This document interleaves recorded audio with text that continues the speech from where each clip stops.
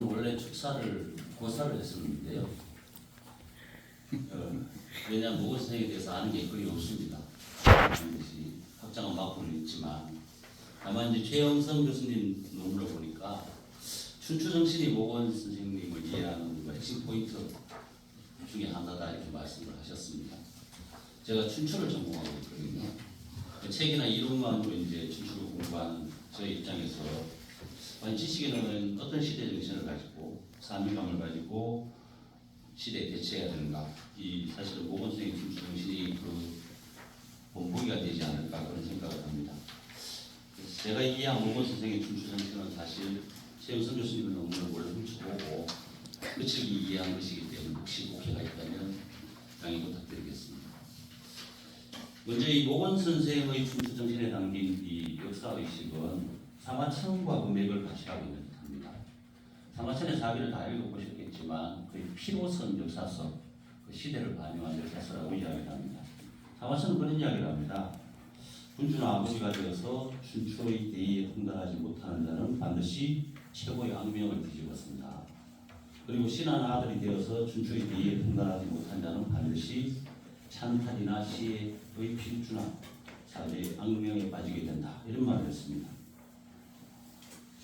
지금 선생께서도 춘추를 배우지 않고는 오명을 뒤집어 쓰게 된다 이런 말씀을 하셨습니다. 거의 사마천과 매우 같이 하는 역사의식이다 이런 생각이 듭니다.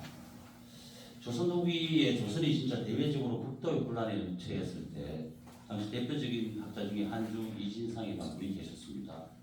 그분이 제자 박종석에게 지금 천하가 장차 혼란해지려고 하는데 춘추를 깊이 읽지 않으면 선비가 될 수 없다 이런 말씀을 하셨습니다. 아마도 시대를 고민하는 학자들의 공통적인 고민이 춘추 속에 다 표출되는 것이 아닌가 그런 생각을 해봅니다. 그런데 한주 선생은 춘추 십전이라는 책을 지어서 자신의 뜻을 책 속에 담아서 후세에 전해주었습니다.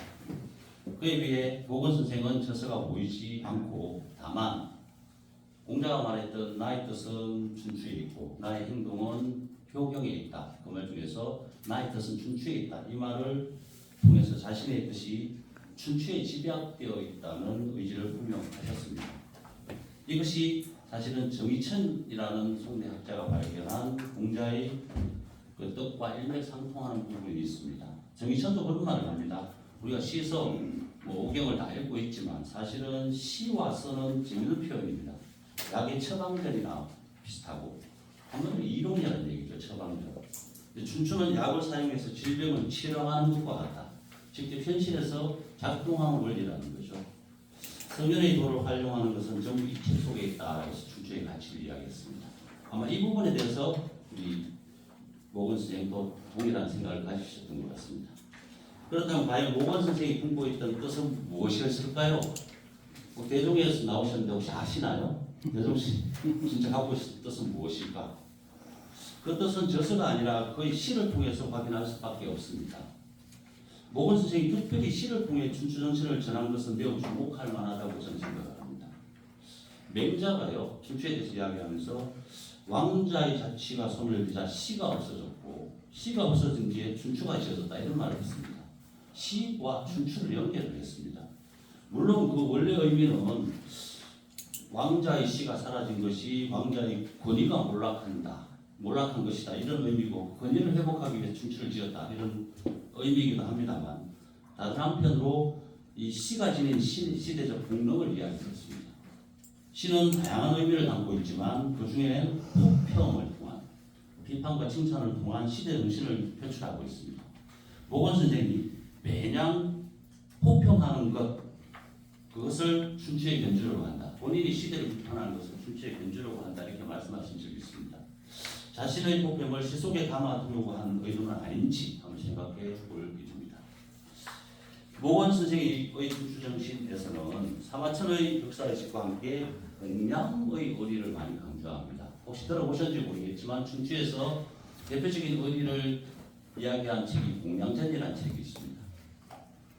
근데 이 공양전의 대표적인 의리는 존왕량이 왕을 높이고 이적을 물리치고 그리고 대일통입니다. 천하 전체를 하나로 통일하는 거죠. 이것은 중국과 이적의 구별 그리고 천하의 통합 중앙양에는 중국과 이적을 구별하는 것인데 대일통은 하나 통합하는 것이라서 마치 모순처럼 보입니다. 그렇지만 결코 그렇지는 않습니다. 존광양이라는 것은 내중국 외 이적이라는 표현을 씁니다. 중국을 진짜 우리 안으로 여기고 이적을 밖으로 여기는 여기서 이걸 통해 천하의 혼란을 바로잡는 것에서 시작을 하지만 최종적으로의 목적지는 내외가 하나 되는 대일통의 세상을 만드는 것입니다. 사실 이것이 동중서라는 유명한 이 사람에 의해서 잘못 해석됨으로 해서 파출백과 독중주서 오직 유학만 남겨두고 나머지 학문은 다 퇴출시켜버린다. 이런 의미의 대일통으로 많이 읽혔습니다. 어떻게 보면 극단적인 대일통 사상으로 해석이 된 거죠. 다소 왜곡되었다라고도 할 수 있습니다. 모건 선생은 오히려 공양학은 대일통에 담긴 본래적 의미를 정확하게 파악하고 그것을 현실에서 실현하는 것을 최소한의 목표로 삼은 것 같습니다. 당시의 정치와 학문의 측면에서 혼란을 종식하고 모든 학문을 해통하고자 했던 선생의 뜻이 바로 진정한 의미의 대일통이라고 생각합니다.